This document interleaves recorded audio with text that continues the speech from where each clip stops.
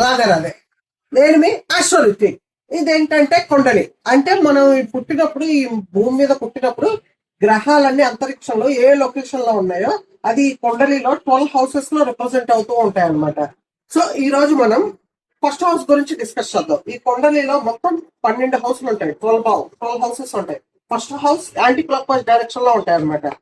So first house attributes ఎలా ఉంటాయంటే వాళ్ళకి ఏంటంటే సెల్ఫ్ కాన్ఫిడెన్స్, ఒక పర్సన్ యొక్క సెల్ఫ్ కాన్ఫిడెన్స్ కానీ వాళ్ళ పర్సనాలిటీ కానీ వాళ్ళ ఫిజికల్ అపీరెన్స్ కానీ ఫిజికల్ బాడీ కానీ వాళ్ళ యొక్క హెల్త్ కానీ మెంటల్ స్టేటస్ కానీ వాళ్ళ యొక్క ప్రాబ్లమ్స్ ని ఎదుర్కొనే స్టామినా కానీ ఇవన్నీ ఫస్ట్ హౌస్ అట్రిబ్యూట్స్ అన్నమాట. ఫస్ట్ హౌస్ అట్రిబ్యూట్స్ ఏంటంటే మన సోల్, మనం పుట్టినప్పుడు ఆ సోల్ యొక్క జర్నీ ఫస్ట్ హౌస్ అట్రిబ్యూట్స్ తో స్టార్ట్ అయింది అనమాట. అంటే ఆ పర్సన్ యొక్క personality, behaviour, character, self confidence, will power, stamina, physical appearance, physical body, తన ఆలోచన విధానం ఇవన్నీ కలిపి ఫస్ట్ హౌస్ రిప్రజెంట్ చేస్తాం అనమాట. సో ఫస్ట్ హౌస్ లో అనేది దాన్ని లగ్న కుండలి అంటారు అనమాట. ఫస్ట్ హౌస్ ని ఈ లగ్న కుండలి అనేది చాలా స్ట్రాంగ్ ఉండాలన్నమాట.